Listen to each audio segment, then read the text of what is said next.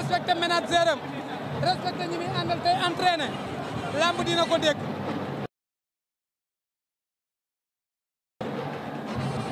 kaay fii kaay yow kaay kaay.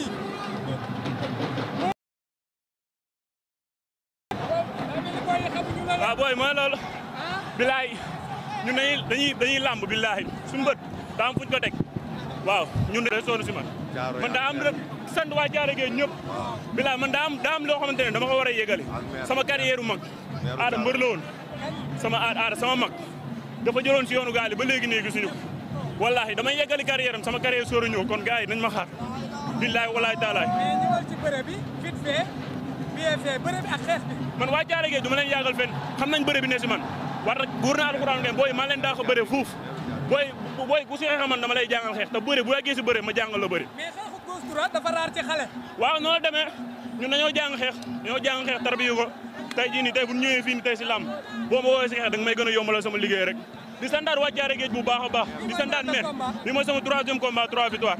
mais est-ce que xam nga kii nekk ci sa ginnaaw. waaw gëm gi mu la gëm. waaw xam naa ko bu baax a baax parce que ñoom ñooy sonn si ñun di ñaanal Père Alla sunu coach moo ñu def tey lu ñu doon nii maa ngi koy ñaanal bu baax a baax suuf booy sedd si suuf yàlla na ko borom bi yër xare àjjana incha allah. foo jëm waaw dama gën a may chance rek comme sama morom yi nanguwuñu maa jël waaw dama gën a may chance rek. comme ñan.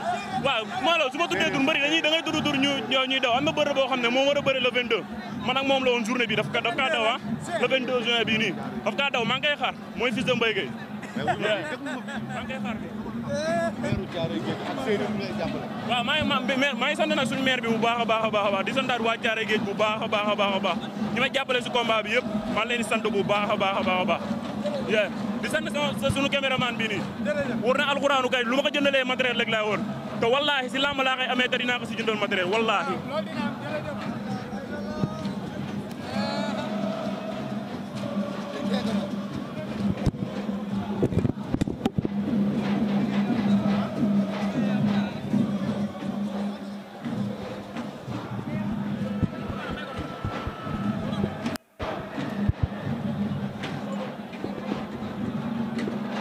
Petit Lo mooy tous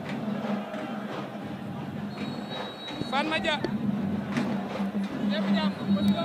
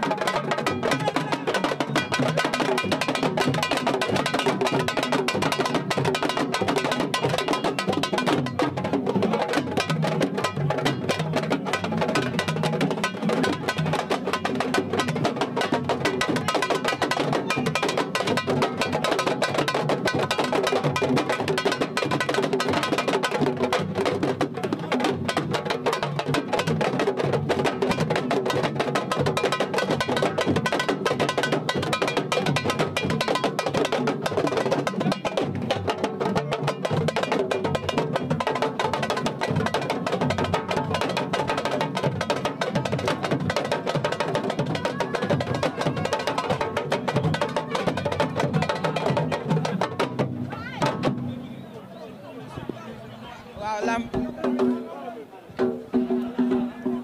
xuj